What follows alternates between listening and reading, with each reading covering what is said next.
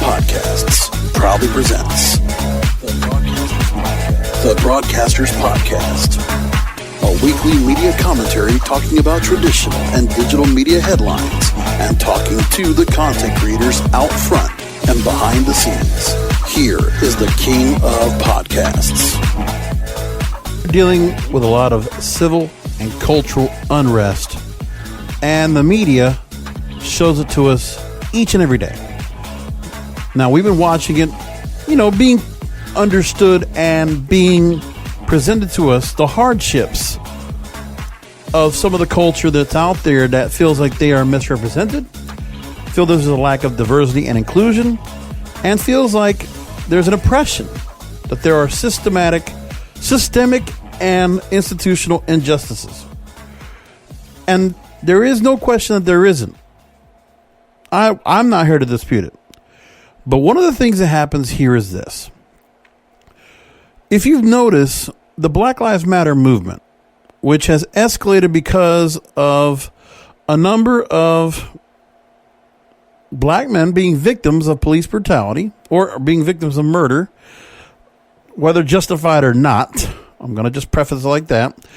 Regardless of that, you're noticing that really there is no leadership. There is no one that's actually speaking on behalf of what's happening here. There's no real organization as to what's happening.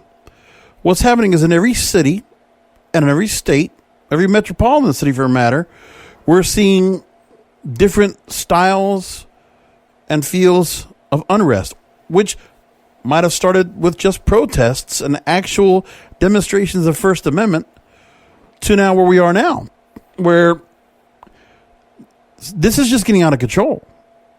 I mean, what's going on with the movement? What is being asked of the movement? It's just whatever can be earned, whatever scalps that can be made. Because right now there is a complete power grab, and it's happening among corporate society. The corporate media is televising it and propagandizing it. They've also always been the ones to help perpetrate the narrative. They're the ones that have helped push the narrative across, as if there's no chance of changing this back. There's no reason to debate or discourse. That all we can do is just continue to go along and just say, well, it's never going to change. We need to revolt. We need to fight. And then the problem is there are people out there that are afraid to say anything or to stand up for what they say. Instead, caving to the mob. And we're seeing examples of that all across mainstream society. And in the culture of our media, I think the media has always done, in terms of music, movies, TV, and radio, we've always had the chances for those to have their voice, for stories to be told. Some stories don't get to be told, or they don't get the kind of exposure that people would like to have them have, because there is a glass ceiling, because there are systemic and institutional parameters and barriers that have been put in place for many years that have continued to be broken down decade after decade. There's not even a question there. But the way we're getting to this point is just out of control. Look, people can go ahead and just notice, all right, statues of particular questionable or controversial figures being taken down. Brand names like Aunt Jemima, Mrs. Butterworth, Uncle Ben's, and Cream of Wheat being put under contention. Corporate companies like Chick-fil-A and Taco Bell and every other company under the moon, along with every celebrity, have to just say Black Lives Matter for fear if they say anything else. Because if they say anything else, they will get castigated. They're not allowed to go ahead and try to justify their claim. They're just told to bend the knee, to bow, and to capitulate. Do not ask questions for fear that the mob will attack you and will cast you out. Okay, they will cast you over the wall. You will be taken out of civilization. You will be sent off, cast off, like an untouchable. This is not about race. It's about class. It's about status. And I've been saying it on my YouTube show for a number of weeks now since this all got escalated over 2 weeks ago. So we're seeing in the media, which is what the Broadcasters Podcast is all about, we are seeing all of the things that are being asked of, the demands that are being made. And who are making those demands? It's various people. Because it's as if the people that are not willing to have a spine or a backbone can answer and ask for some kind of mediation, some kind of, let's try to do a little crossroads right here. Let's try to go ahead and make amends here. Let's try to meet at a point. No, there is no meeting at a point. There is no leadership that is trying to be civil and trying to go ahead and speak on representing on behalf. No, the celebrities are being told what to do. Now, we know that there are political forces. There's no doubt about it. There are political forces that are causing this. But again, there is nobody that's being rational here. No one's being reasonable. It's either the attackers attacking in mob form. I'm not saying all of them, but many of them. And many of them are following along. And many of them are opportunists. And then the other side is just giving in. They're not even trying to say, well, let's work on this. Do we just have to give in? Is that what we really want? Is that fair? No. Because nobody's caring about fair. And the media is carrying water for it. I'm going to show you what they're doing. Because for the third week, I have to go and talk about this because we just can't help ourselves. I mean, yeah, it's not coronavirus, but again, we have to continue talking about this. Because there's so much about this going on that affects every gamut of the media that I talk about. Because again, this show, most times I'm always fighting against the corporate establishment. But now I have to go ahead and push back on the media establishment and on the cultural and the cultural effects that are being moved like puppeteers. Because you have to understand, the people that are being told this is what they need to go and do, they are puppeteers. They're puppets being pulled along, sock puppets. And they don't realize that what they're doing, they're just being, they really don't even know who is getting the benefit.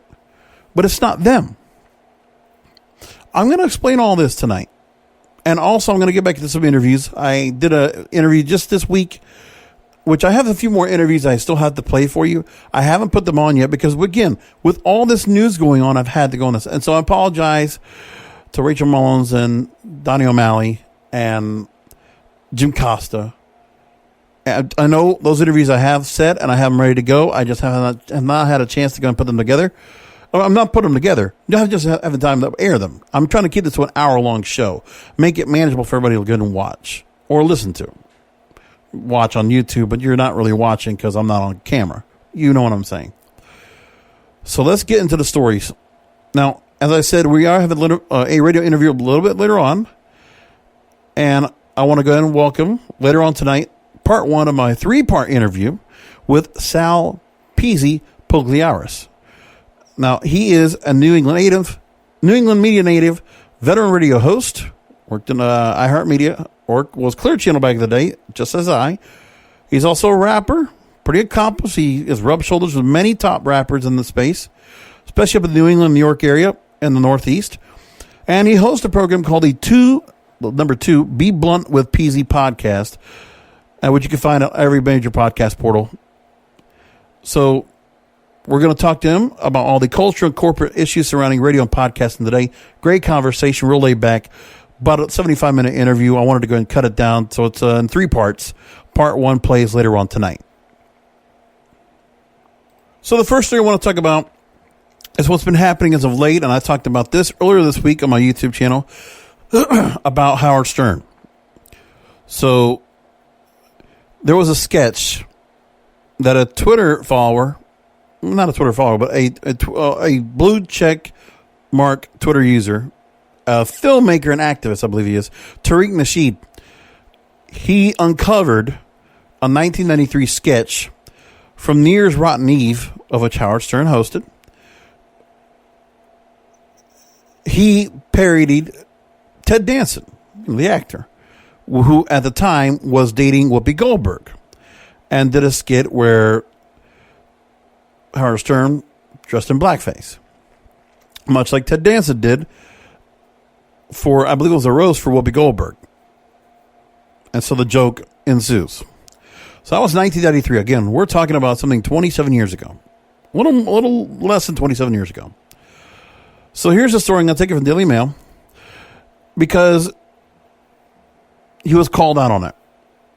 The tweet went out. It went viral. People started talking about it. And they wanted Howard to respond. Well, Howard Stern has responded. He did respond on Monday. He addressed the backlash after a skit resurfaced on social media showing him in blackface and using the N-word. Forgot about that. Yeah, so it was a filmmaker and activist, Tariq Nasheed. The video is edited to include a clip from a past appearance on The View where Stern insisted he never used the N-word. So again, he wanted to show that he was being hypocritical. So Stern, age 66, had his face painted black in this video, along with white lips as he repeatedly uses the racial slur. Well, for those of you that listen to Howard Stern, this is nothing new. But here is the interesting part. And I actually got to hear from a couple different places I was reading the story about. I also heard Hot 97, a prominent New York City hip-hop station. Has been really the beacon of New York when it comes to hip-hop music. One of the first stations to go ahead and change to the format that we have today that is hip-hop and R&B, which was called urban until most recently. But we'll talk about that in a little bit. So Stern plays dancing in blackface. His sidekick Robin Quivers asks him questions, answers or punchlines that involve the use of the N-word. So again, if you've known Howard Stern for any length of time, you know that this is what he used to do. And again, equal opportunity offender. He didn't care. Now he does, because obviously through his work in, trying to make himself a better person, feeling like he felt guilty for what he had done in the past, felt like he was crazy with all the stuff that he did, early in his career or really in his heyday, when he really started growing the prominence as the shock jock, the king of all media as we know him. So when the audience reaction was shocked to his use of the word, Stern defends himself saying, quote, Whoopi wrote that. Again, this is what he did. This was something that people used to laugh at. Now, maybe not everybody, but we never heard the outcry we had. But again, we didn't have social media back then. So now this past Monday, Stern addressed a video on a Sirius XM radio show explaining that he's a different person now, and he does not condone his past actions. So he doesn't accept it. Okay. And by the way, Sherman Hemsley was dressed up as Whoopi Goldberg in the skit, this New Year's Eve skit, just so you know. So Deadline reported this, and he said, quote, the shit I did was fucking crazy. I'll be the first to admit, I won't go back and watch those old shows. It's like, who is that guy? But that was my shtick. That's what I did, and I own it. I don't think I got embraced by Nazi groups and hate groups. They seem to think I was against them too. Everybody had a bone to pick with me. And then he goes on, the big headline is this, and this is my fear in all of this.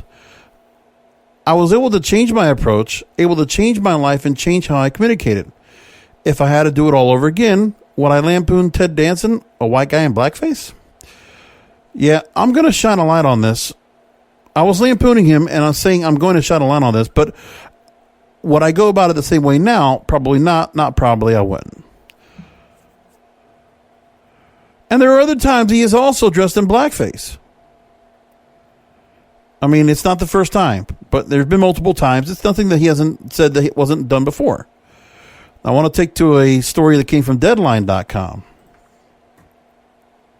So, again, the shit I did was fucking crazy. I'll be the first to admit, I won't go back and watch those old shows. It's like, who's that guy? I don't, let me get back to the other part. Okay, so it was something in me, a drive you wouldn't believe. As a young man, I wanted to succeed in the radio, and I wanted to go fucking crazy. Emotionally, it was costing me a lot. The SEC was after me. The right wing was after me. I had the Ku Klux Klan after me, threatening my life. All kinds of crazy stories. I could do 17 movies on my life. How crazy it was. I was fined millions of dollars by the federal government for sex. Not for race, because if you talked about race, they never cared. Look, that was the show. I went into therapy and said, what is this? Do I always have to be the guy pulling my pants down? Can I find a way to do this show where I can be a lot happier? Over the years, I did change the show. A lot of people who did like that humor where I was completely pulling my pants off, those people are pissed off at me now. They think I'm a sellout and I'm not doing a good show anymore. I got soft. I came to realize in therapy, if I'm going to be with my kids and have a successful marriage, I can't be completely insane 24 hours a day. I have to figure out a better way to communicate, so I evolved and changed. Now, I really like what he said right there. And that is, in essence, that is Howard Stern. That is what he said right there is pretty accurate. What can I say? So, again, this guy's been hit so many times, so I always felt like he was gonna change his act. And I understand that. I didn't want to doubt that part. So he wanted to evolve and change. Fine. But he wanted to tell people he was sorry for what he did, which is the one thing I didn't understand that part. And this is what happened here, is that he felt like he needed to apologize for his act before. Well, here's the one thing that's happening now. Let me go and move along with this. He says now, attacking me during the coronavirus and Black Lives Matter is absolutely fucking crazy, concentrating on me. You want to concentrate on me and bully me and expose me with all the TV shows I've done? They're all out there. There's nothing new here. We all know. I was the craziest motherfucker on radio. There will never be another show crazier than mine. There will be never another show ever that was as fucking wacky as my show. So crazy, I think I might have been insane. A psychiatrist puts it that I was craving too much attention. Like maybe I could knock it down 20% and still live my life and have an audience, which was right. There it is. I'm not a hater. I'm excited about being on the radio, as most of those who listen on the radio know. I'm excited about gay rights, telling you not to beat up gay people. I'm excited about the changes that are coming out of Black Lives Matter, watching George Floyd choke to death. And I said before, it's sickening and appalling, and I think real change might be in the air. It has nothing to do with me. It's these guys hitting the streets and saying we've had enough. I'm excited about real change that is coming. I'm excited about the changes I've made in my approach to radio. But Jesus Christ, anybody who wants, I would suggest the people who are listening now have heard my shows over the past 40 years. I never go back and look at that stuff. I cringe when I look at myself 30 or 40 years ago, and that was 27 years ago. I can't stand it. I'm a bad guy. I'm taking the parts where he's talking about Trump because, again, I'm not part of that part. He just wanted to add that into the whole discussion. And breaking news, Howard Stern was insane, absolutely insane and out of his mind. I would take on anything and say anything and do anything. All the old shows prove it. I've heard a rumor they're working on leaking out the movie Private Parts. I own everything I did. I never did it behind the scenes. I did it right in front of your face. Always. Tried to make a point. Sometimes not. If this solved the pandemic, then we could go and review all my old shows. I paid a fortune to fix me. It ain't easy. I would do anything. By the way, if you did some more digging, you would find I was fired by a ton of radio stations for a lot of different reasons. Said longtime partner, Robin Quivers, quote, I've been a long bit of proponent of free speech, and a long time ago, I made a vow to myself that one word was never going to keep me out of a room. I don't care about that word. Don't care if I'm about being called an Uncle Tom, because I know who I am and what I stand for. I was showing all that time that it didn't mean anything by you. It maybe meant something about the people who were playing around with it, but it didn't mean anything about you, and it doesn't mean anything about you. I'm going to take a second here. Again, this is the real Howard Stern, the real Robin Quivers. And this is who I believe in. No, he's absolutely right about, yes. Listen, he understands. He sees what has happened to the people that might not be listening to his show now. Yeah, he has gotten soft. He's not wrong. But again, he wants to change his show because he wants to be a better person. I understand that part. My contention has been about how he apologized for it. Like he felt like he needed to apologize to everybody for what he did. And I'm like, you want to make amends, but again, apologizing and taking back everything that he did. Really? Everything that you did? Yeah, you were wacky. But the point is, you were a grown adult. And you had people around you that could have been told you what to do. Don Buchwald or whoever else you want, Tom Chiasano or whoever the fuck else. They could have said something to you and try to keep things at bay or let you go and not give you a platform. But this is what made you groundbreaking. You led the way for radio for 30 years. And you want to take that away. And for all the people that look up to you for being so bold and being so brave, to just take it all back. Regret some of the things you did? Sure. Not everything. Because the one thing I think was the best part was he fought back. And he took on anything and everything. Yeah, he's right. Which I thought was great. And there you go. Now, one of the things that was very interesting, and this is what was being said on the Hot 97 show I meant to bring up, they talked about it, is that Ebro Styles and Peter Rosenberg, the host of Styles and Rosenberg in the Morning, the contention was he didn't apologize. He did not apologize. So, as I said,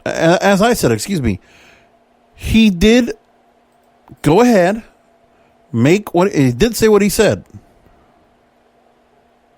And so one thing that was being said here is the fact he did not apologize for the skit. He didn't apologize. And people got upset about it. There are people that are upset about it, but again, does he need to bend the knee now? I mean, first of all, I can understand where there's a lot of people that don't find that humor funny. Yes, right. Okay. And now, more than ever, everybody's ultra sensitive. And you can't get away with something like that if you were wanting to try. I'm not the kind of person that does.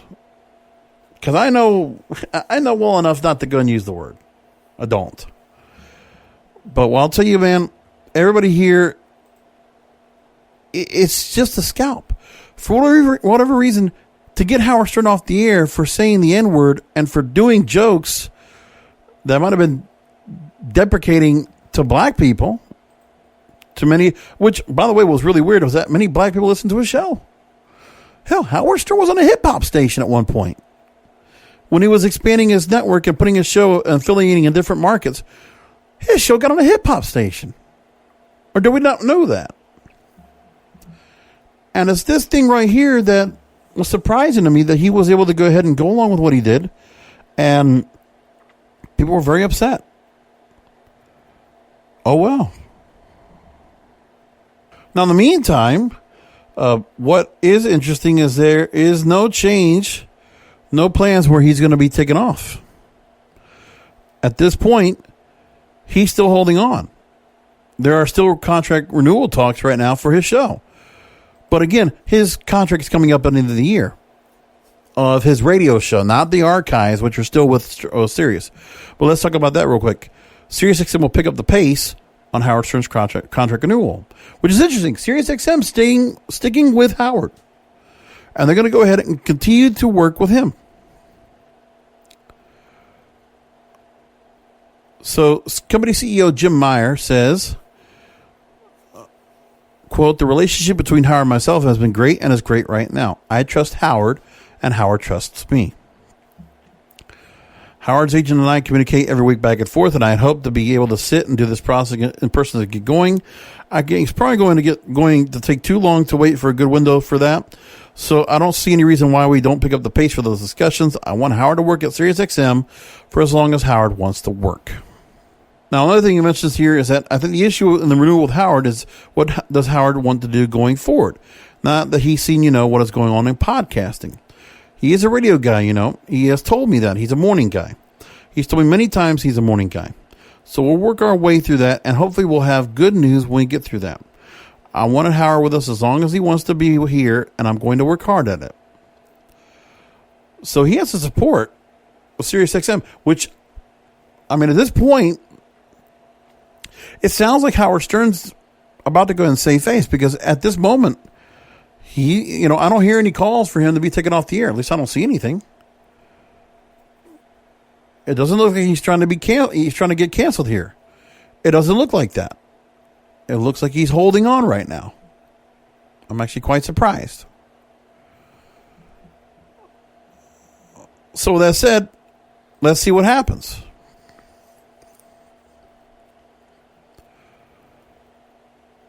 Now, another story I want to bring up, which is very cultural issues about social media. Travell Anderson writes this for KCRW. Hollywood must go beyond solidarity on social media. So they mentioned that many industries in response have expressed their commitments to the Black Lives Matter cause. To the protesting to police brutality, white supremacy, and racism. Companies, celebrities, and influencers from newsrooms and fashion lines to the food industry and beauty brands have released statements that express support of the Black Lives Matter movement. Even Hollywood, which has been in a production standstill since March, has responded with film and television studios and production houses tweeting and Instagramming about how they stand with their black employees, colleagues, and partners against racism. And some have donated funds to the cause. Now, we can talk about how we are dealing with that now, how there is a thought where, okay, donating funds to the cause, we do know that some of those are going to nonprofit charities that might not be giving all that money right to where it needs to go. Same thing for political causes, political campaigns. Black Lives Matter itself is a 501c3. It is attached to Act Blue, which is the Democratic National Committee. So those people know where they're sending their money. And the thing is, you need to go and look in between the lines. For those of you that really feel there is such a thing as systemic and institutional injustices, well, then what needs to happen is you actually have to go ahead and look at where the money's going and what's really being done. Because really, the supposed victories, the scalps that people are getting for getting Aunt Jemima discontinued, Uncle Ben discontinued, getting Taco Bell canceled, is that really helping people? Is that really helping the cause, if you will? But this is the story they talk about. They talk about here. So it's become clear that this moment is yet another example for the need of greater diversity and inclusion in Hollywood. And this is not a moment for tokenism and surface variety posturing, like just having black faces in high places. As Cornel West recently said, Hollywood can't operate business as usual. The time is now for meaningful, substantial change. Okay. Let's see what they try to say more here. Let's follow along more now. April Rain created the viral hashtag #OscarSoWhite. She says, quote, "This really feels like a transformative movement in which people who have been under the foot of white supremacy are now rising up in a way that we haven't, and making demands in a way that we haven't, at least in decades and perhaps never before. And though we've been here before with industry elites making apparent vows to do better," she says the difference this time is to the extent to which white allies have visibly and vocally joined the fight. Again, visibly and vocally. They're being scared into it. Are they really going to do something? That's the question. Now, here's what Travell writes. Quote, "The number of white folks that we have yelling..." Oh, actually, she continues, April. "The number of white folks we have yelling Black Lives Matter and having this awakening with their conscience and the importance of telling black stories means we need to be interrogating everything from the types of stories that are green lit to who is screenwriting them to who is working on the production crew. It is soup to nuts. Let's leave no stone unturned." But here's the problem. I don't understand why we're getting to this. Why this is important. So this is not asking for proper representation. This is asking for total control. That's no better than the corporates. Is it? Do we want to have a barrier for telling stories? Or do we want to have only one story being told and to hell with anybody else's stories? Do we want that in our music, movies, TV, and radio? Is that what we want? Are we going to just give up and surrender everything for one group because they're the loudest, they're the most aggressive, they're the most vocal, And maybe they're intimidating to many people, or they feel they're intimidated. Think about that. One tangible thing the industry could do to actualize is to actualize their commitments. To make wider use of inclusion riders, terms that can be written into contracts that stipulate inclusion requirements for cast, crew, and hiring. Actress Frances McDormand championed the need for them in the 2018 Oscar stage. Since then, actor Michael B. Jordan has been one of the more prominent actors who's implemented the policy for his entire production company, Outlier Society. And he worked with Warner Media to implement their writer company-wide. This is not... You're hitting the wrong people. And you know why the wrong people are being attacked or being confronted? Is because nobody's going after the corporate. Because the corporate side is creating the propaganda. Let's just be honest with ourselves. But they're not seeing this here. Now, let me take some quotes from Franklin Leonard. He's an industry advocate and founder of The Blacklist. He says this, quote, "Are the people who have the power to do so making sure that at least 30% of the crew on their films come from non-white racial backgrounds?" Why is it 30%? Why aren't just the best people that can perform? Why does it have to be a number? Why does it have to be a ratio? Quote, "Are you making sure that your scripts are not tacitly characterizing black men as criminals?" How many movies are only black men as criminals? Just saying. Are you making sure that when you're making green light decisions that the race of an actor is not a negative towards the film being getting green lit? There are literally thousands of things that people can be doing every day in their lives to be anti-racist. Now, is this affecting anyone who's Hispanic or East Indian or Asian? Are we taking any of that? Because all I'm hearing is black and only black. See, I mean, I would like it to be a united front for minorities. I thought they always talk about people of color. We're not even talking about people of color now. It's just black. Is that what we want? Is that the charge here? So instead of it being what they think is all white, they want to make it all black. Is that what we're saying? I'm not trying to say that it is. I'm asking the question. I'm asking the question to find out what it is. Quote, if every white person in Hollywood puts this much effort into navigating every social moment that every black person in Hollywood has to put in order to function reasonably successfully, we might be able to unwind this shit. Calls for inclusion must also be directed at the industry C-suite, which consists of largely white male perspectives and hasn't shifted much of the last decade. That means that the slew of gatekeepers who are ultimately responsible for how the industry responds to this moment don't look like the vastness of those taking to the streets. But do you understand who those people are supporting? They're using you. Those corporate people, they're users. And for you to go and hope to go and take them down, you understand there's an overlying force. There's a much powerful entity that controls them. It's political, and it's something much bigger than what you think. So you think you could just change that? Well, then you're fighting a fight you can't win. Because then you're looking at, it's not old white perspectives. No. It's an establishment. It's an establishment that's been there for a long-ass time that started first. There are people in power. You're asking for power, but you don't know how to go and hold on to that power. You're going to be cajoled. You're going to be manipulated, and then you're going to realize you think you have a position of prominence, but it will come with no power. And the establishment will make sure of that. So studios might give you a role. They might give you a spot. But will the money be there to push a big project if it's good? That's the other question.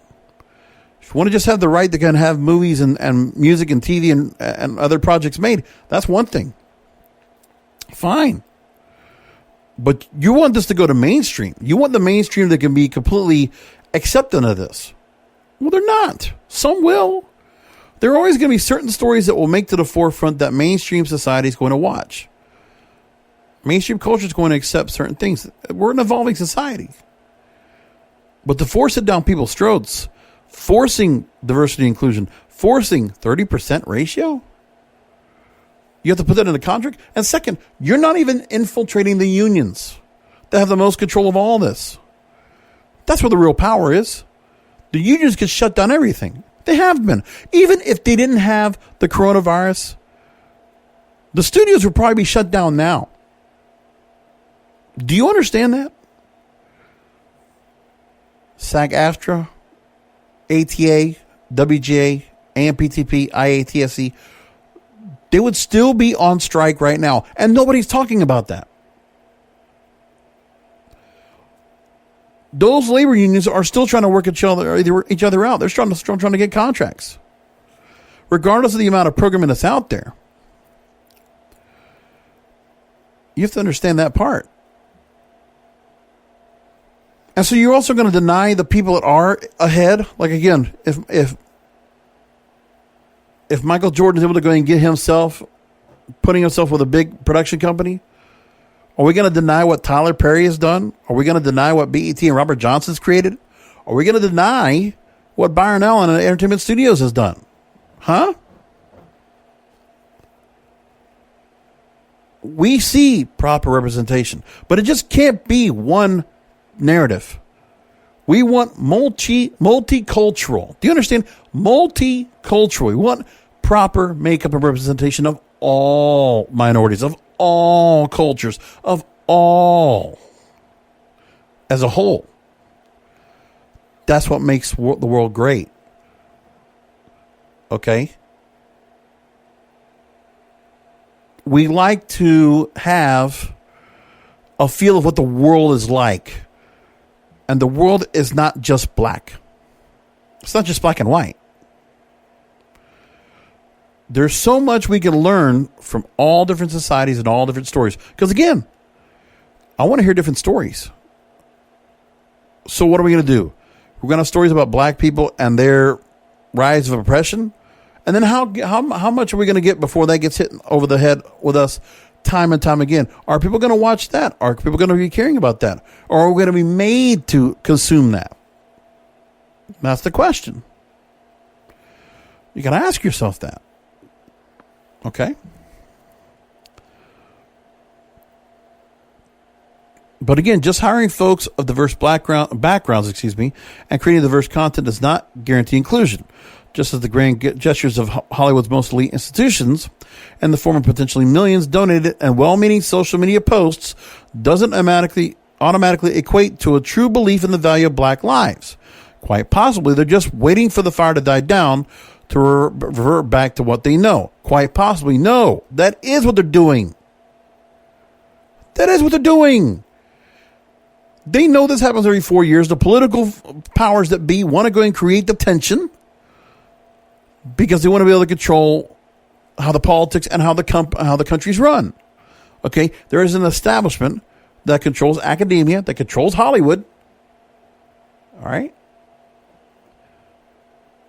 and they are civic leaders, they are politicians, they are activists, and there are corporate executives. But either which way, music, movies, TV, and radio, they're all in the business of making money. How much of this right here is making them money? The point is, why do you want to go ahead and feel like you're going to be able to change the system? Because the establishment doesn't want the system changed. The institution of Hollywood does not want to change. They resist it. You have to infiltrate from within. You have to have people that are capable of taking over and dominating and getting themselves in positions of power. That's been happening for decades. You're telling me there's no diversity and inclusion on any of our TV right now? Look at fucking Netflix. Look at HBO. I mean, really, look at Amazon, look at Hulu. I mean, there are channels that are representing all that. There are movies out there for all different types. I want a fucking kaleidoscope of all the different stuff I can watch. And then I, as a consumer, can enjoy what I want. And I can be open to other things as well. Anyway. In fact, history tells us as much. And if we allow it to be our teacher, we unfortunately know that this moment of concern won't have a lasting impact, because we've been at moments of apparent change before, yet here we are again. And Leonard says ultimately it's like cooking food, where a meal can have an intriguing smell and appear delicious, but not actually be satisfying. I mean, listen, they see it. But again, and then they mentioned some other people that already have power. Wanda Sykes, veteran producer Paige Hurwitz, Push It Productions. They center on women of color and LGBTQ plus people and everything they do. By the way, this is Pride Month. Is anybody talking about Pride Month? Is anybody talking about the gay, lesbian, transgender movement? No. I don't hear anything about it. Do you?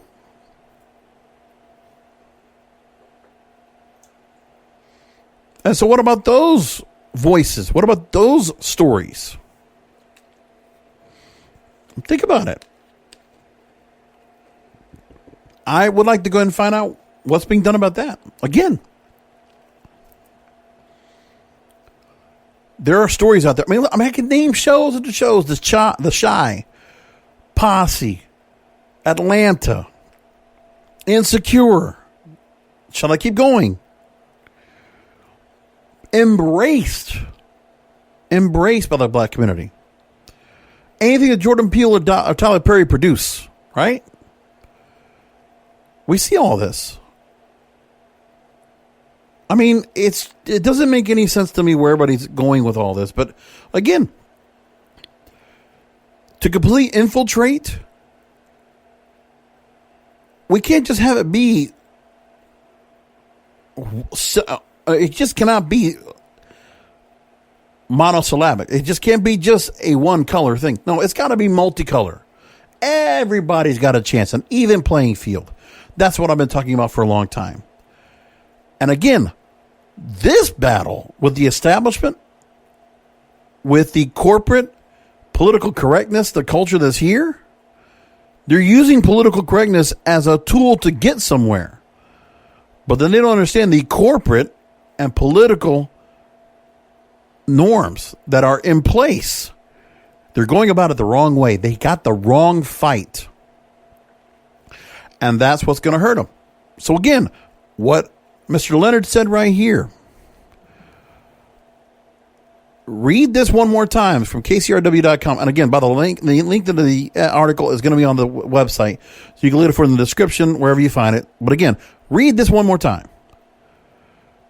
Just hiring folks of diverse backgrounds and creating diverse content does not guarantee inclusion, just as the grand gestures of Hollywood's most elite institutions, in the form of potentially millions donated, because we know how much of that money is actually going in. Do you know that the $30 million that was donated to the Minnesota Freedom Fund, do you know only $200,000 actually went to bailing out protesters?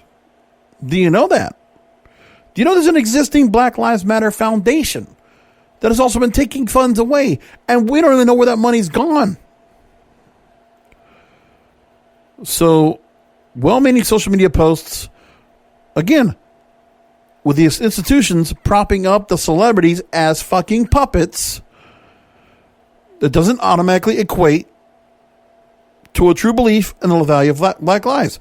Again, you're just getting happy talk. You're getting lip service. What is being accomplished by going after certain areas of the media? That's the point. This civil unrest, this cultural war that we're having, what is it actually accomplishing? War by Edwin Starr, 1970 number one hit on the Billboard Hot 100. War, what is it good for? Absolutely nothing. And I'm just saying, you have to have a reason where you're going with it. So that's what we got to come down to. So again, I appreciate Travell Anderson's story. Great story to go ahead and bring up here tonight on the Broadcasters Podcast. Now, let's move along to a few other things before I get to our interview with Sal Peezy Pugliares. Last week I talked about the urban music dilemma. Actually, no, I want to bring up that. I'm going to talk about urban music one more time, urban contemporary, and that whole story, because here we are. A few more op-eds have come out about the conversation. So let's talk about this as well. Actually, no, I want to bring up the urban contemporary because actually it falls in line with my continuing story.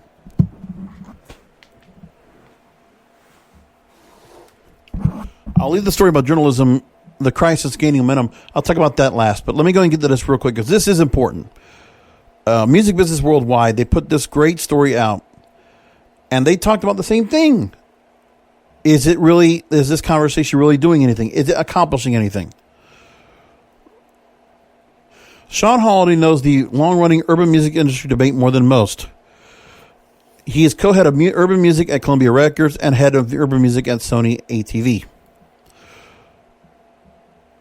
Urban music got talked a lot about, a whole lot more, in a fascinating and at times fiery conversation between some of the industry's most successful modern black executives this week via a Zoom discussion featuring Holiday and hosted by Warner Records and as Senior Vice President, Head of Urban Marketing, Chris Atlas. To put it mildly, not everyone was in agreement over Republic Records' controversial decision to suddenly axe urban from its professional verbiage. Indeed, most executives on the call talked of their fondness for urban and what it's meant to their career. So the idea was that the urban term is now said out to be outdated.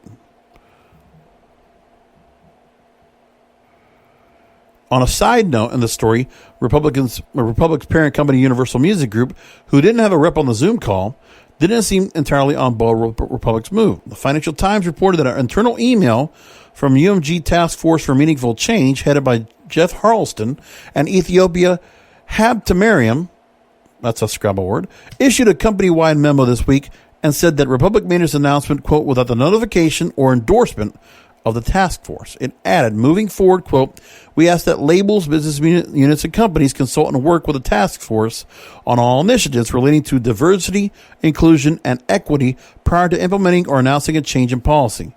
But Republic was the first one that sounded off first and became the central point of debate during this Zoom discussion. You had leading executives from Atlantic, Columbia, 300 Entertainment, Human Resources, the Recording Academy, and CMNTY Culture contributed their thoughts.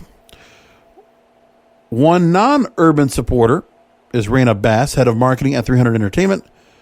She's one of the few black CEOs in the blockbuster record business.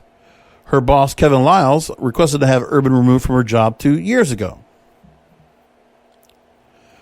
She says, quote, I feel like urban is the politically correct way to say black. And doing research, it seems it was informed as a way to make black music and black culture more palatable to white people. I do understand the need for it 40 years ago, but today I find it to be restrictive and outdated. I don't need that word in my title to know I'm black. She's not wrong. I would support that we don't hear urban anymore. If you want to call it black, that's fine. I really don't mind that.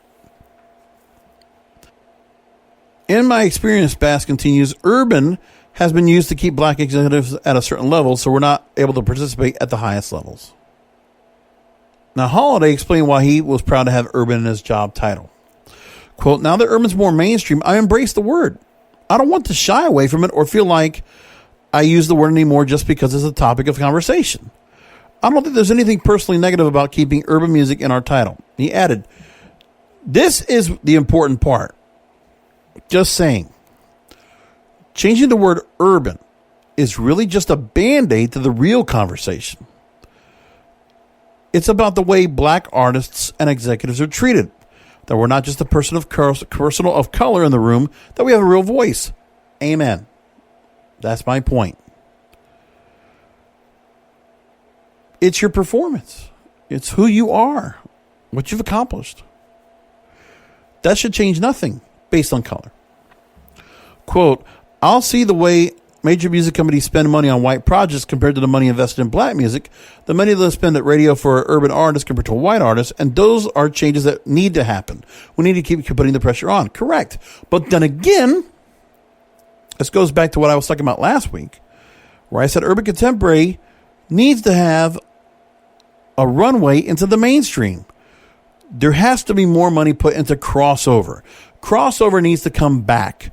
Crossover for rock, crossover for blues, crossover for country, crossover for rap, crossover for R&B, hip hop. Yes. Everybody gets a chance. And the Billboard Hot 100 will tabulate it as accurately as possible. And most importantly, you get radio on board. And you get them to follow along. And get everybody in harmony. Work together to create a great foundation, a great infrastructure, a great institution, so that everybody can be successful. Because we've seen many stars get successful. There are now that break the mold. But let's break it open just like it was before. Or even better than it was. Felicia Font at Columbia Records, she's co-head of Urban at Columbia. She says, to her, urban is a label that represents the expertise of the music we oversee, and we have the conversations with our community, and that we live and breathe.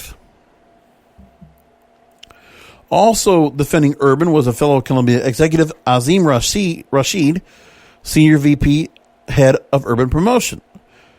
Urban is synonymous, quote, with blackness, and blackness is synonymous with greatness, end quote. Diana Williams, who was a broadcaster, was a call's presenter. She said, quote, I do not think the term should be limiting. I understand how people can see it that way, and also think we have the best of both worlds. I live urban, I breathe it, I'm an expert in it, and it's got me this far. Rashid later raised the point that artists identifying as urban, just like artists in other genres, can be elevated to the pop status when they break into the mainstream. But when their popularity inevitably descends again, knowing where they came from genre-wise can be a blessing. Correct. He added one thing, Asim Rashid says, one thing I've always talked to our artists is that about popularity, the pop space, that's a vacation. You live in rock, you live in jazz, you live in hip-hop, alternative, you live there. But when you get that record, 2 records in some cases, 10 albums, and you become a huge superstar in pop, that's a vacation. You don't want that vacation to end, but sooner or later it does for everybody. And you fly back to the ground and back to your roots. That's why it's important for us to own the urban space. Well said. Again, you want the room to get to that vacation. Marcia St. Hubert, with Atlantic Records. She works with artists such as Little Uzi Vert to Lizzo, Cardi B, and Burna Boy. She says she couldn't relate. I didn't understand it. It isn't for me. She says, quote, I don't have a problem with the word urban. The part of this conversation is a subtle whitewashing of the culture that's continuing to happen now because black music is so successful. This wasn't a conversation in the past. I don't subscribe to the whitewashing of our culture and removing black and urban because now that music is so successful in this country. It sits at the top of the charts. I don't ever want to lose so that I can understand why that would be taken out of the conversation. She goes on to say, I don't want to have to take urban out of my name to be able to grow out of my current job level. If I want to end there, I should be able to keep it urban or black music or whatever it is. It's like in order to be bigger than the culture, you have to remove this thing. No, I want to be bigger than the... My God, she is speaking such gospel here. Please hear this again for me, folks. You got to hear this one more time. I don't want to have to take urban out of my name to be able to grow out of my current job level.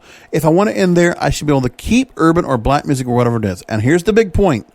It's like, in order to be bigger than the culture, you have to remove this thing. No, I want to be bigger than the culture. The culture is actually bigger than you guys. And I want to take this culture with me as I go onwards and upwards. I love what she just said right there. That's so well said. The record executives get it. Those are urban record executives. Successful music executives. Those are the people you want in charge. Any of you that want to have a music career. You want these people in charge of what's going on with you because they get it. Rashid would comment, for black people, specifically in hip-hop, because we're the dominating economic force today, this becomes a complex conversation. Quote, Marsha hit it dead on. If hip-hop wasn't running the world, what we call ourselves wouldn't matter. Because of the economic power it brings and the fact it's opened up itself to all people, this becomes a systemic conversation. And being the originators of the craft and the proponents, for the most part, of the culture of hip-hop, we need a bigger stake. Alice at Warner Records then puts along and says this. The bigger issue at play is making sure that we address the issues of opportunity for diversity and inclusion in all areas of the business, whether it's relating to the urban department or as black and brown people who want to work in the country department, the jazz department, the gospel department, or whatever it needs to be. Removing a word doesn't change the systemic problems in terms of, are we really creating opportunities? And if removing a word what could actually limit opportunities because that's specialization, you're taking that opportunity away or diminishing it. That's part of what we need to talk about as well. I don't disagree. St. Hubert also would say, quote, I know a lot of people who didn't work as hard as us who are sitting in corner offices that we're not in. Almost done with this, by the way. Malik Rashid is founder of CMN Community Culture, CMNTY. He says the black community need to work to address the systemic racism in the blockbuster music industry and its biggest companies. Quote, record companies are just a microcosm of what we're seeing around the country right now. And the only reason this issue got important for a second is because people are feeling guilt and shame. Correct. Rashid would add, we're being complicit and marginalizing ourselves by not leveraging ourselves. The numbers, in other words, record sales and streams for black artists, speak to us being in a certain position. So why aren't we there? The fact of the matter is we haven't supported each other in the fashion we're supposed to. Look at all these executives that are instrumental on bringing some of the biggest black artists to light in music. They get it. Actual conversation. Is that happening on the political ground? Is that happening on the streets of the protests? No. But that is the real story. That is what needs to be discussed right there. And I appreciate getting to see that call. Thank you, Music Business Worldwide, for that. I love that. Now, there was a story in the New York Post. I'm going to just gloss on this real quick. If it was a good idea to do this, Chuck Arnold writes this. And I'll just bring up what's being said real quick. He says that there is a shift happening in the music industry, which, like many individuals and businesses, have been pushed by the Black Lives Matter movement to take a hard look at itself. So he agrees with what Republic Records did. They knew better and did better. Now, he says in the story, let's hope other major record labels will follow suit and break down the barriers that often keep black artists or on the outside looking in, even as they're ruling the pop charts. This is a fight with radio, Chuck. Do you understand? Your fight is with radio. That's what's holding back. And I'm with you on that fight. I'm with you. In fact, the top 5 of this week's Bubbler Hot 100 features almost exclusively black acts. The Baby, Roddy Ricch, Megan Thee Stallion, Beyonce, The Weeknd, Doja Cat, Nicki Minaj, and Quavo. And the only exception, Justin Bieber, who admittedly owes his entire career to black artists whose sound and sensibility he has appropriated. So again, fight with the mainstream. What you do to get that fixed is crossover needs to be more important. It's not just putting the music on black stations or urban stations. You got to get the crossover. Radio needs to create crossover stations that open the doors for other stations to get noticed. But what's happening now is all those crossover stations, they're all turning top 40. They're turning pop. And they're sanitized. I know. So some stations might play a little more dance. They might play a little more alternative sounding, which is not even really rock. But again, they're not playing as much hip hop. They're not representing what's selling, what people are listening to. That's the point. What the people are listening to. That's what matters. Your fight is with corporate radio. And the other fight is with corporate music. It's the institution. And again, because of the term urban contemporary or urban, you're seeing more success than ever for all these artists. And so what's wrong with making yourself palatable? What's wrong with giving artists a chance to get to a wide audience? The point is, they were going to accept that in the first place. Do you understand? Just because the station was called black, are you telling me that we're not people that were white that were not listening? Yes, they were. I'm raising my hand. That's my point. That's what we got to understand with all of each other. All right, one more story and we'll get to Sal Pugliares. I want to get to that. So here is last story. The journalism crisis is gaining momentum. Again, the folks at Columbia Journalism Review do such a great job of telling stories. So another story they give out today as I record. So they want to make a point of this, is that they're going to be putting together, partnering with the Toe Center for Digital Journalism to launch the Journalism Crisis Project, joining ranks in an attempt to document and bear witness to losses and fundamental changes in newsrooms around the world. And basically, the introduction to the project says that now we may have finally arrived at a moment of reckoning with the problem. So their mission is this. We want to acknowledge what is lost and to systematically document the crisis with an eye towards the future. How are newsrooms changing? At what rate? What patterns arise are we when we measure these changes against geographical location or business model? The urgency of such questions intensifies as COVID-19 wreaks havoc on the industry, accelerating the collapse of advertising revenue and testing the sustainability of reader-driven revenues. So in the story, they're saying that low-income communities, many with high populations of people of color, tend to be the first to lose their local newspaper coverage. The current crisis has only exacerbated this disparity. In other words, if you're in a community that doesn't have revenue to begin with or has lost their jobs or have been sick at a higher rate, that's really tough. And while many newsrooms have lost revenue, many have also received increased attention as a result of the novel coronavirus outbreak. What behaviors have to change for newsrooms? How do they reintroduce themselves to people who have counted on them for a crisis? Well, the biggest problem is that we're seeing that the media has a problem because it's in crisis because of the fact that it's not been reporting well. There are many of these people that might be well-intended in the journalism world that are coming on up from Columbia University. Well, they don't realize that the propaganda by corporate types and those who are getting funded money from whichever places they are, when it's not citizen journalism, when it's not crowdfunded, when it's not for the sake of journalism and not for the sake of a profit. You don't do journalism to make money, just like you don't do radio to make money. Not really. You want to be in this business because you want to make a difference.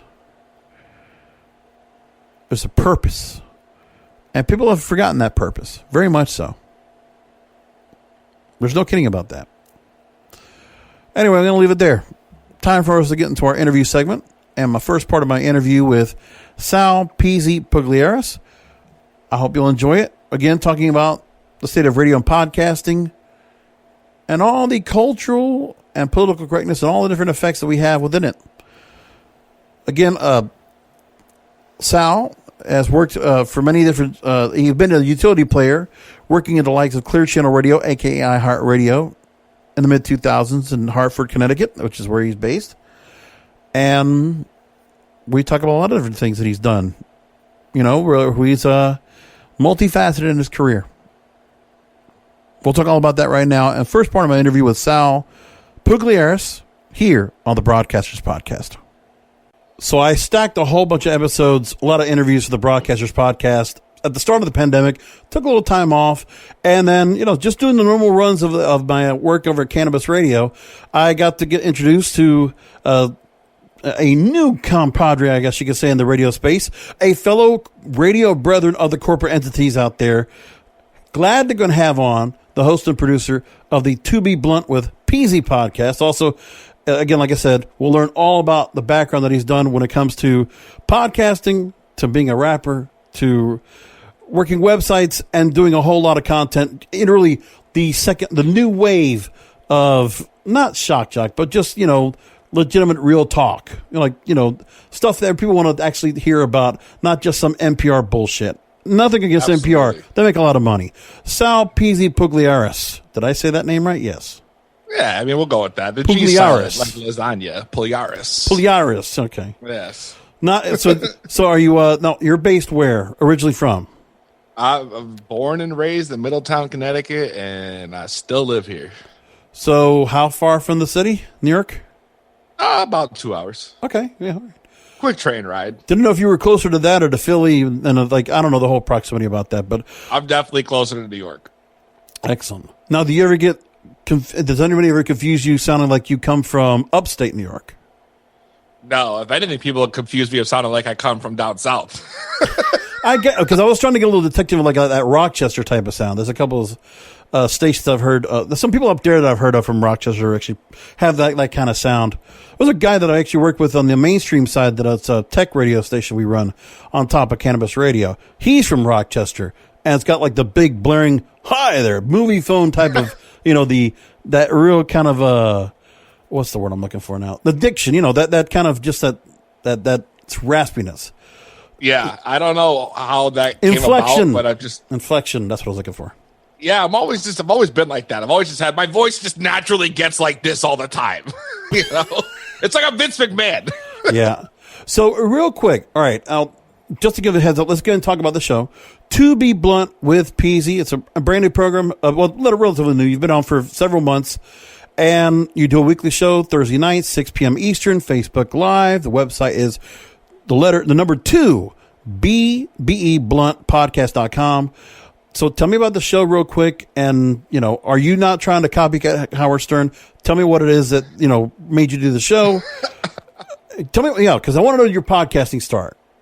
I mean, my podcasting started based off my broadcasting experience. I mean, I was, at first, Howard Stern was like a guy I listened to a boatload back in the day. Ever since he kind of moved to New York, after Washington, D.C., I kind of got sucked into that. And because obviously it was different from anything that's ever been on the air. It's funny where... Go ahead. Oh, go ahead, Joe. Go ahead. No, I was going to say with Howard, you got to hear him way before I did, because it wasn't until about 94, I want to say, he got into Miami, and we finally started hearing him in the full syndication. And it was nice hearing him on the way to work. I was at a real shitty corporate job. I was working TV news local on the way to work, but at least hearing him at like 10 o'clock on the way to work, listening to the news and stuff like that was great. The only thing is, what happened to Howard? What happened to him now? Now he's about to apologize for damn blackface that he did, 30 years ago. This is the thing with radio. I don't understand. Listen, Sirius, good God bless him. He's like fucking Johnny Carson, okay? He went over there. He's got his money. Good for him. Everybody's getting paid. But honestly, that guy, like last year, he goes on like CBS News Sunday Morning and all these other shows like The View, pushing his book, apologizing. He's pushed out. And I'm not trying to bash him. I like the guy. I respect everything he's done for this industry. What the fuck, man? See, I'm going to look at this from a different point of view. Yeah. Because at first, I agree with you. Yeah. He's definitely 100% changed. But I think a lot of things happened in his life, especially around when he got sick.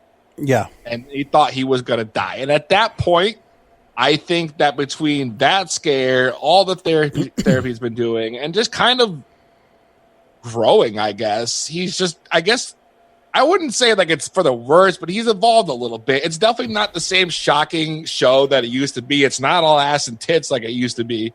Oh, I wasn't worried about that so much, but I also don't like the fact that there's been a lot of people that were on his show. He's castigated. He's cast off. I don't like that part. And honestly, look, after everything that happened with him, with Allison, he gets Beth in his life. I'm like, okay, you had that. You got pets. You got you got your kids that are still with you, spending time with you. You're still having a connection with them. They're all growing up and doing well. I don't get what there is to be unhappy about. And I know there's been parts of this before, but again, to apologize and to basically want to take back everything that made your career and the people that were the foundation to help build your career, I don't get why he went to where he went. I don't get that part. I think a lot of that had to do with the therapy he was doing. I'm pretty sure that kind of put him in a different point of mind, because obviously at first he was very much this like fuck everybody. He didn't give a shit. Yeah. I don't know if I could say that on your show. No, yeah, whatever, man. Yeah, but he didn't. Obviously, Howard Stern gave zero shits and zero fucks when it came to anybody and anybody's feelings. He just did whatever the hell he wants. But I think now, he realized that he was doing that because he wanted to get attention so much, like so badly. Oh, and then also trying to, again, forgiving people. Like Bill Maher, he had a whole fight with forever, and now they're buddy-buddy. Come on. Oh, I know. He had him on his show like a couple months ago. And I like Bill Maher. Don't get me wrong. I think, at least, I will say the one thing for Bill Maher, he's consistent. And he's not apologetic. And that's what I want from my radio people. But this is where we are. The good radio people are gone. Like, I was a big fan of Tom Likas. I thought Tom Likas was great. And I didn't hear him a whole lot because they would just bring him into the market a little bit here and there. But it was an LA show. Wasn't fit for here, but he was on a Howard station. And everybody was living off of Howard. And I'll tell you, like, I've heard what your show's like. If you had yourself on like a rock station, something like that, and you followed Howard, either like a afternoon day or like an afternoon day part or like a nighttime show, you'd be kicking ass because that format doesn't come around anymore. We have it here in West Palm where I'm at because it's based off of one show, The Love Doctors, which has been like around forever, but it's not even close to what it was. But that show at its time in the 90s, it was a great time for those kind of programs. Music radio was lost. And I'll talk about that in a little bit. That's what I'm doing. I'm trying to almost bring that style of radio back because somewhere along the lines, all right, and now I'm going to get me go off. Somewhere along the lines, like America got soft. Yeah. Okay. And that's why radio changed so much, and it's been for the worst. It's the alpha male. I mean, like the comedians that you have on, look, now you got like Nick DiPaolo goes off and does his own show, and Bill Burr's off doing his own stuff. It's like, the kind of just like that, talk shit, sports bar, fucking like, drinking over beers kind of bullshit. Like that kind of like, almost like It's Always Sunny in Philadelphia kind of vibe. You don't have that right now. Radio's lost all that. It's all gossip about Nicki Minaj or Cardi B or 6ix9ine or some other bullshit. And it is propaganda. It's the way they're putting it together. It's taped. It's like one guy doing one guy with his cast of characters that are all weak and spineless and horrible, like the Elvis Durans of the world, the Bobby Bones of the world. And then they prop these guys up and put them up everywhere. And goddamn Ryan Seacrest, they put him on everything. This guy's like falling apart, has a stroke in the middle of American Idol. That guy's falling apart. You're running some of the people to the ground. If you got some decent players, that's good. But they don't let anybody else on. Everybody they have on now has to be good looking. When the fuck did that come about? Every girl's got to be good looking on radio. I remember when you used to have a face for radio, and who was that guy in fucking Philadelphia? The guy used to compete against Howard. The Hawaiian shirts. That guy was always about that kind of stuff. Oh, God, yeah. I can't remember his name now. I know what you're talking about. Oh, I know his name. I gotta remember. I'll go look it up. But yeah, that was the kind of deal we used to have. And I don't know what happened, but we don't have that anymore. No, radio used to be a faceless job. You know what I mean? Like, it was just all about how you sounded. Look at the people we had on that were radio people. They weren't good-looking people. None of them were. No, even going back to Howard, I mean, look at that guy. Right. It's like a toothpick with hair. It's ridiculous. I mean, for a while, he was able to pull that rock star kind of like, listen, they made him look good on WOR. I'll admit that. And on the E show, it's funny. I'll tell you this too. I love, because here's one of the other things too. If not for Howard, the YouTube responder, the YouTube creator format that everybody does, us with microphones right here, that shit started with E. There was him doing that E show. If we didn't have that, nobody would follow this. But everybody young does this format with microphones. Not just because they sound good, but everybody has that radio look. So if people want radio, give them radio. But we're putting on podcasting now. And that's what you're doing with your show. And that's exactly it. Like I don't even like consider my show a podcast. All right. Yeah. It's so far out from a podcast. It's not even funny. I mean, we do the whole gimmick. Like it's literally set up like a morning radio show. We even got it down to where we have sweepers and whatnot that we play during the show and whatnot. You know what I mean? And like, you don't see that at podcast. No. Like we were doing that since episode 1. I was getting like, at first, I was getting like local wrestlers to like do little drops and I make sweepers out of them. And now I do get professional, voice guys that, and they do great work. But like, you don't hear that kind of stuff. And like the format we do is not just like two people where they just sit there and just bullshit about whatever comes to their mind for an hour. Yeah. Like it's very much formatted like a radio show. And I've had, a lot of experience in that, even working on morning shows for some of the top ones in the state. So tell me about who you got to work with. Where were you working at? Because obviously, now, was it a radio cluster? Was it an iHeart? Was it an Intercom? Who did you work with? It was Clear Channel. I worked at Clear Channel. I worked in West Palm. Right. Yep. So I worked at Clear Channel, Hartford. We had about 5 or 6 stations in there. We had Kiss 95.7, which was like AC, top 40 type thing. We had 96.5. Which was kind of like an all-around type station. Yeah. Yep, exactly. 96.5 WTIC. And then we had Country, which was 92.5. We had Alternative, which was 104.1. And we had an ESPN Sports Radio in there, too. Now, how long ago was that? That was probably 2008. Oh, you were after me. I was around 2002 to 2005 in West Palm. So we had Classic Rock the Gator. Cool 105 was our AC. We had Real Radio, which is the Love Doctors, the FM men's talk kind of deal. And, what else would we have? Oh, my God. Wild 95.5, that was top 40. And WJNO, WBZT were news stations. And I'll tell you what, at the time, I remember I still have a coin that says expect the best, which they didn't. Layoffs after layoffs each time. I saw people leaving. I'm like, why are you letting these people go? Gray wallpaper on the walls. The worst equipment and furniture possible for the programming department. Meanwhile, sales, pristine. Brand new cubicles. I don't know if it was like that in your cluster. Let me tell you. So we had we were in a big building that's shaped like a candy cane. Oh, wow. We used to call it the candy cane, right? So it'd have windows that would go up and then it would go loop over and down. So when you're driving by it, it literally looks like a candy cane. Wow. So there were a few other places in that building, but we had a whole floor, which was like the opening floor. You walk in, there's this huge open lobby with stairs going up. And then you have on the left side, you take a left and you go into the studios. And on the right, it'd be sales. And the sales offices looked like you were in like this luxury office. It was like, I'm telling you, like marble floors and all kind of shit. It was wild. Yeah. And then you walk into the studios and you got a bland hall with a gray rug. And you got a bunch of doors that had like the station name on them or whatever. Right. Because they each had their own little studio or set of studios. Some of them had 2, some of them had 1, whatever it might be. I think 95.7 had 3 or 4 actually in their cluster because they were like the biggest station that they had there at the time. Which I probably is still the case at the time right now because 95.7 is probably like the second or third biggest station in Connecticut. Yeah. But it was kind of similar, like just like that. Like it's almost like they didn't take care of their talent. No, it was, but that's corporate for you. They will never ever take care of their talent. But it's the morale's so bad. But what's most important is I see people that have to go and make their way out.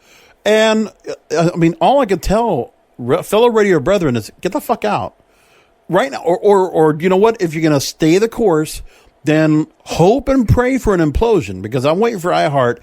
Listen, if they had $20 billion in debt, we're able to go ahead and refinance, get their bankruptcy down, and get the Chapter 11. They're going to bring it down to 5.6.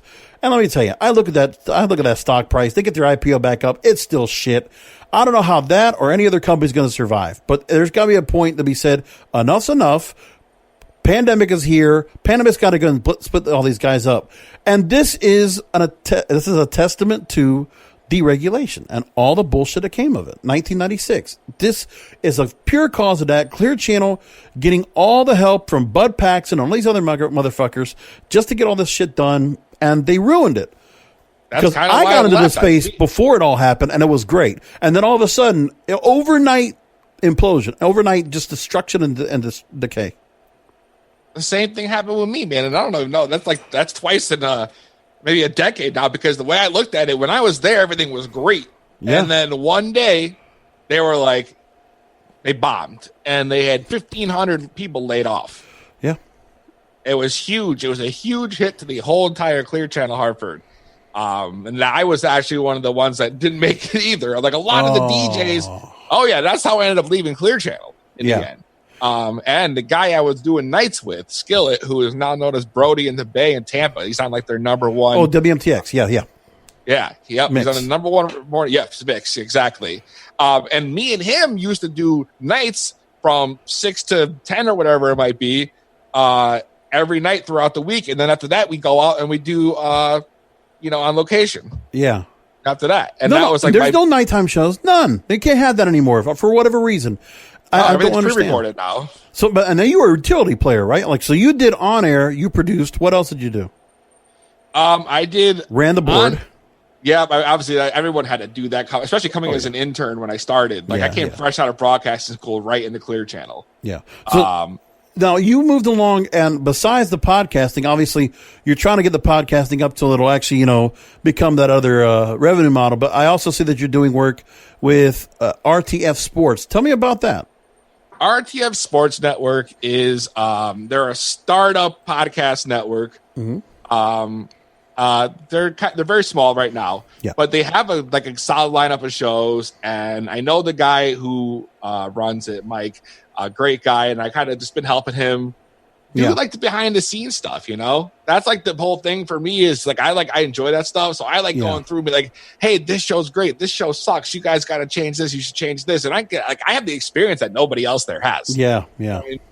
But they have a lot of cool stuff going on. They have a Roku channel we're working on getting, and they're in talks with a dedicated video, so that's going to be nice. And then they have from what I'm understanding, an XM radio. They're in talks to get like their own channel right now. On Sirius. Well, they're going to go head to head with like El Presidente and Barstool Sports. But by the way, when did that all of a sudden overnight? The Call Her Daddy podcast was number one on Apple for a while, and then that imploded, whichever reason. But sports, and the thing is, it's not sports anymore. Like, you know what? There is something to be said about.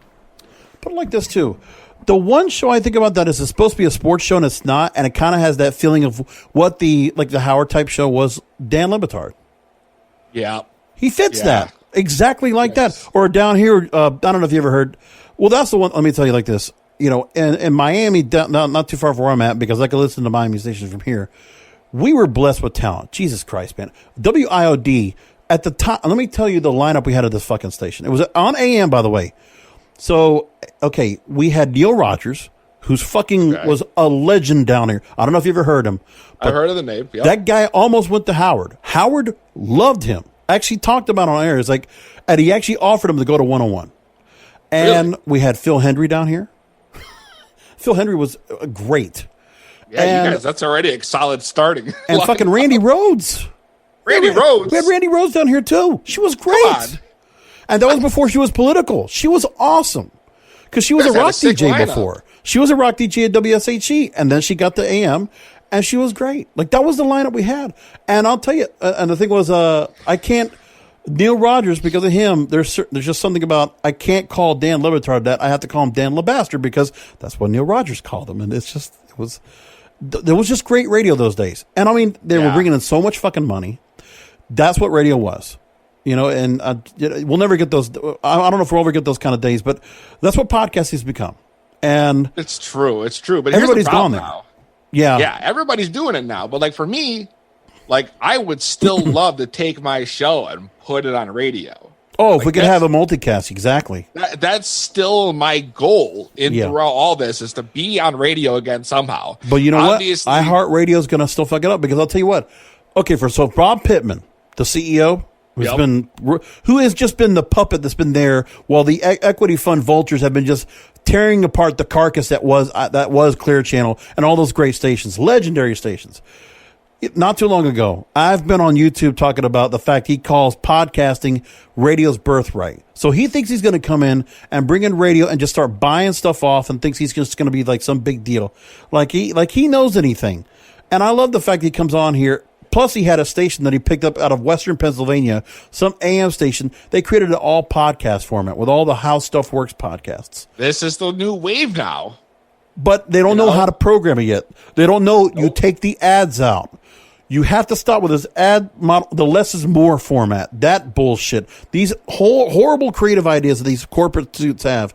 Once they learn that, podcasting should go to radio. It should actually go back on the way back and take those radio stations, put their content over there, and make something of it. That's what I'd love to see. Here's the problem with me, though. Like, for me, like my show, the options are kind of shit right now, especially with the fact that there really is no more rock stations. No, and I'll tell you, that's been the biggest, one of the detriments. I want to bring up all that. Let me go into my questions, because I want to get into some industry related stuff. Sure. Really, this show is about the media industry in general, and radio is one of my things because I lived it. And so when I get a chance to talk to some great people, I was talking an hour and a half with Dave Pratt.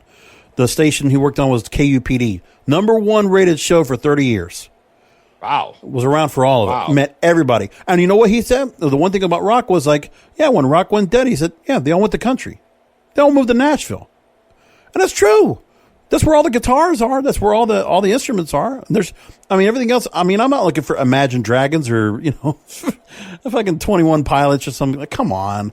We had one of the top rock stations in like New England with WCCC in Hartford. Yeah. Oh, by the way, then did you ever listen to Donna Mike? The name sounds familiar. Mike O'Meara used to be on in Hartford, but early in the 80s, right before he moved to Washington. That's probably but that was a DC based show. Yeah. That was actually a pretty good show. I got to hear him at the tail end. And Mike O'Meara still does podcasting now. It's just not as good as it was, but I heard him before.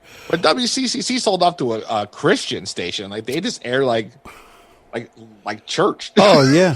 That's what happened. How does that happen? I don't know. WPLJ did the same thing. That damn Electronic Frontier Foundation, whatever that company, Educational Foundation, some EFF, I forget what it's called. The K-Love format. That's like everywhere, and they're buying all the big stations. It's terrible. Yeah. It's terrible. So, all right. I want to ask you first about the corporate barriers that are holding back from making a needed return, because this is my deal. Because right now, everybody's talking about, all the systemic, institutional, they want to call it racist, I call it class, I call it, status. The thing is, if you want to have people have a voice for the voiceless, that's what radio is. Radio is like a wasteland right now that could be used for something good. And before I make some points I want to talk on, do you listen to radio at all now, today? And is there anything that's any redeeming value right now that you enjoy? Or do you feel like it's just at the moment right now, there's just no value to it at all? That's honestly, there's like maybe, at least in like this area, there's like one good show. But like listening to radio in general, like the stations aren't even that good anymore. There's nothing like they used to be, not even 10 years ago. You know what I mean? Like it's all changed completely, and it seems to have happened so quickly. Yeah, it totally is. Music radio is nothing. It's just it's a figment of its old self. It's not even what it should be now. And I have a whole lot of reasons why that goes on, but it's what it is. So my thing is, I'll tell you what, I believe there has to be some form of media besides social media that allows people to go ahead and talk. Because right now, if you want to hear people and different diverse points of view and hear people talk, like get on the phone and talk to somebody, take phone calls, take requests, whatever, or have people on that you want to have as a guest, put them in front of a microphone. Nobody does that now. You can go to social media. That's what kind of supposed to be replacing that. But I feel like medium should still be radio, because I still think it gives the best opportunity once again to represent anybody, ages, ethnicities, cultures. Like, let me tell you, something to be said about somebody having an all black station. If it's a heritage black station, or whether it's for all hip hop and rap, or an R&B, or if it's old school, or if it's whatever, if it's a reggae station, if it's a Haitian station, or if it's some ethnic station, you notice, like, I don't see anything like that on TV or anywhere else, but I like the fact I can go to radio and I can hear, like, really, it's like a kaleidoscope of colors, ethnicities, cultures, and I can get a full taste of it. That's what it used to be. What do you think about that? Do you think radio should be something like that again, if it came in big? Absolutely. I feel like radio could be the next big thing. I mean, look how big podcasts have gotten. And then you were just talking about how, for example, like we need like to take callers and do all that stuff and get people involved as opposed to just being on social media. Yeah.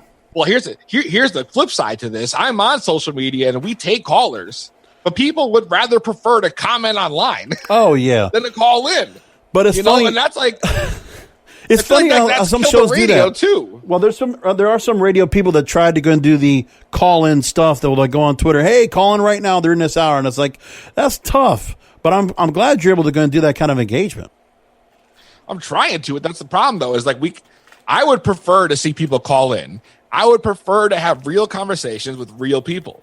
You know what I mean? Yeah. And that's what's lacking on radio right now, too, is even the DJs and the morning shows, whatever, that are live, they barely, like, the call-ins have all dropped. Oh, yeah. Then you got to ask yourself why that is. Why aren't people calling into radio anymore? It's not that hard. You got instant replay. I mean, you got an IR360 if you really wanted to do something with that.